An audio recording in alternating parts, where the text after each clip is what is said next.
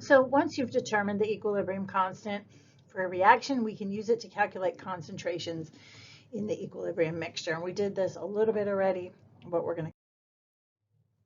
So let's look at this example. We've seen that equation before. Suppose we have a gaseous mixture that has 0.3 moles of CO, 0.1 moles of H2, 0.02 moles of H2O, and we want to know how much CH4 there is. How can we use the equilibrium expression to find that value? We're given the information that the K value is 3.92.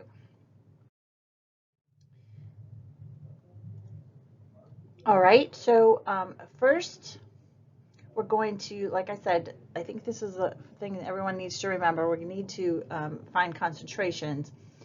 And in this case, they're not important because everything was in 1 liter. So they don't really change. 0.3 molar CO, 0.1 molar H2, 0.020 molar H2O, how much CH4?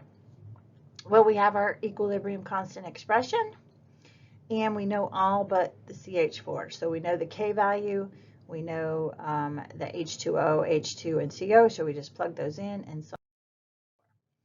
So there's our values. Just again, don't forget to raise your exponents because people tend to forget that a lot.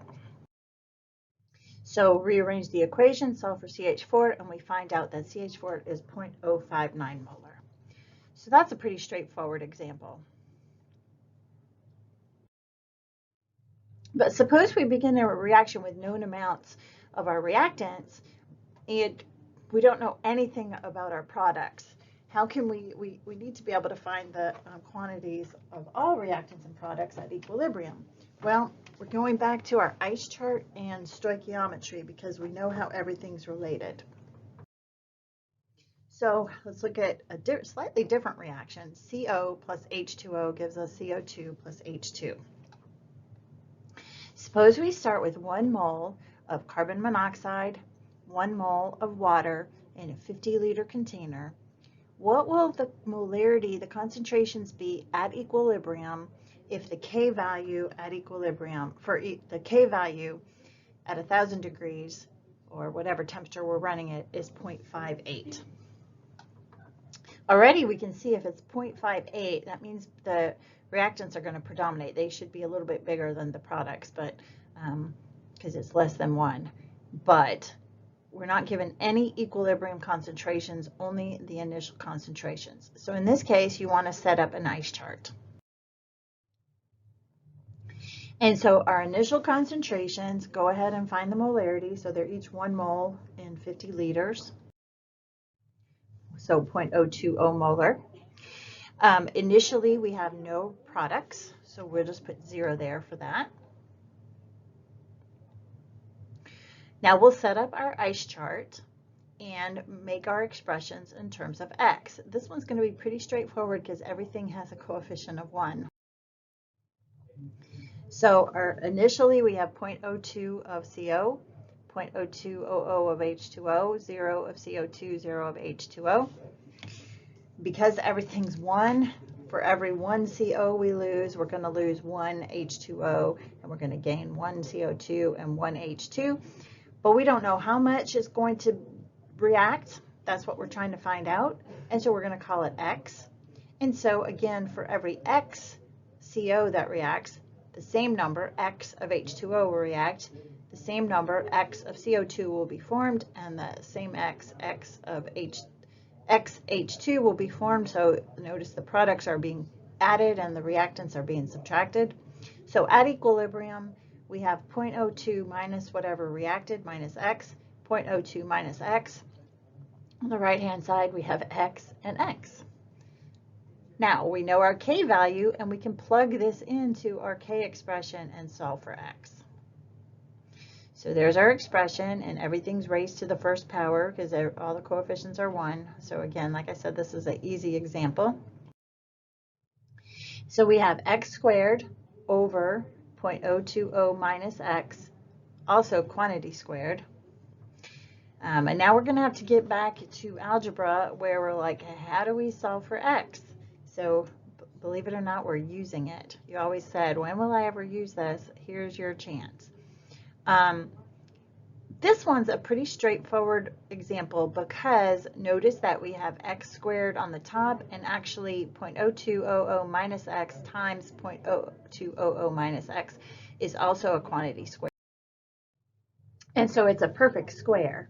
So we can take the square root of both sides. So if we take the square root of 0.58 and take the square root of x squared over 0.02 minus x quantity squared, we get square root of 0.58 is 0.76, and the square root of that right side is just x over 0.02 minus x. And now we can,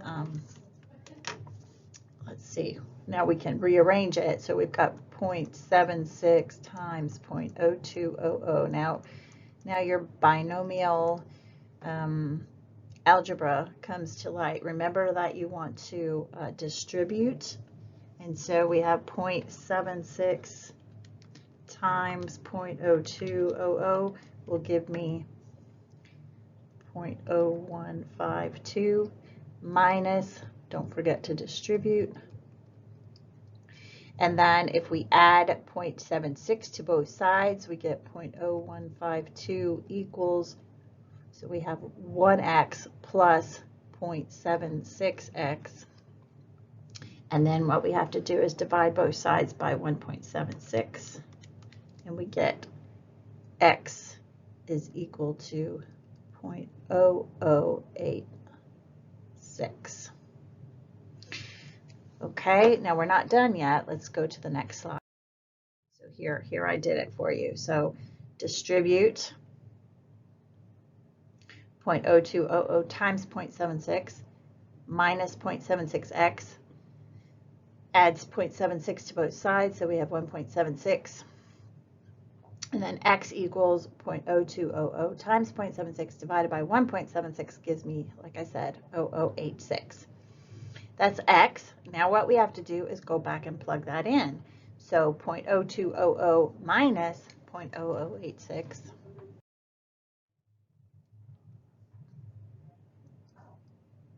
.0200 minus 0.0086 equals 0.0144. Same thing here, 0.0144. Of course, x is easy because it's 0.0086, 0.0086. So now we have all of our equilibrium concentrations because we can find x and plug it in. If you want to double check yourself to make sure you did your math right, what you can do is you can plug these numbers back in. So 0.0086 squared divided by 0.0114 squared gives me 0.569. So it's pretty close. Because of rounding, you're never going to be exact, but if you come up really close to what your original K value is, you're doing well. So these are the concentrations. So these are the steps that you want to take in terms of solving an equilibrium expression. First, set up your ice chart. Substitute the expression in x for the equilibrium concentrations into the K value expression and solve for x. Then take x and put it back into your ice chart to solve for the actual concentrations. Now, that last example was a perfect square. It was nice and easy to solve. Well, what if it's not a perfect square? Then you're going to have to solve the quadratic equation. Again, here's an example of why you learned it in algebra. Now, I'm not going to say you might just be sitting there saying, well, when will I ever use this again? Well, that may be true. But anyway, they're all related. Math is a nice tool for using in real life. So I just wanted to refresh your memory of how you do the quadratic equation, and I'll just go ahead and say I'm not going to give you one that requires the quadratic equation on a test because that might take you a while. There might be some on the homework though. And you don't have to, unfortunately, all the work is getting the equation into the right format, and then you can plug it in. You could use the quadratic equation, or you can plug it into a quadratic equation solver. So here's, consider this equilibrium. Suppose we start with 1 mole of H2, 2 moles of I2, and they're placed in a 1-liter vessel. What will the equilibrium concentrations be of each substance when it comes to equilibrium, given that the K value at this temperature is 49.7? All right, so first step is set up our ice chart. We have both of them were in, everything was in 1 liter. So we have 1 mole per liter H2, 2 moles per liter I2. Before anything happens, we have 0 HI. We're losing 1x from H2. We're going to also lose x of I2. And then notice, because of the coefficient, we're gaining 2x. That's a really important thing. Don't forget your coefficients. So plus 2x on the product side. So at equilibrium, we have whatever we started with, 1 minus what we lost, x. Here, whatever we started with, 2 minus x. And then this side is 2x. 0 plus 2x is 2x. So here's our expression. And again, really common mistake is to forget our squares. So don't forget, HI has to be squared. So we're plugging these numbers in. So and also it's quantity squared. So it's 2x quantity squared. So the 2x has to get squared. So it's 4x squared. And then we have our 1 minus x and 2 minus x. And of course, it all equals 49.7. So what I would do is do some of the math. So what are we trying to do? We're trying to get it, because this isn't a perfect square, we're going to have to get it into the quadratic formula. Remember that we have 0 equals ax squared plus by plus c. So we're trying to put it in this form where we have x squared term, oops, that's an x, sorry, an x term and a non-x term, a ones term or numerical term. So we want to get it in this equation. So we have to rearrange this to get it into this format. I would first, I think I do it on the next slide, but let's just do that. That of course would be 4x squared on the top. Here, don't forget, you have to do the FOIL. 1 times 2 is 2 minus 2x minus 1x, so minus 3x, and then finally plus x squared. So this thing you have here equals 49.7. What you want to do then is you're going to have to multiply 49.7 times this whole thing. Let's see if I worked it out on the next slide. Okay, so yeah, so I've got my 49.7. Oh, actually, I didn't write it out here. I went ahead and multiplied both sides. It looks like there's different ways to do it. So you could use that quadratic here where it was 2 minus 3x plus x squared.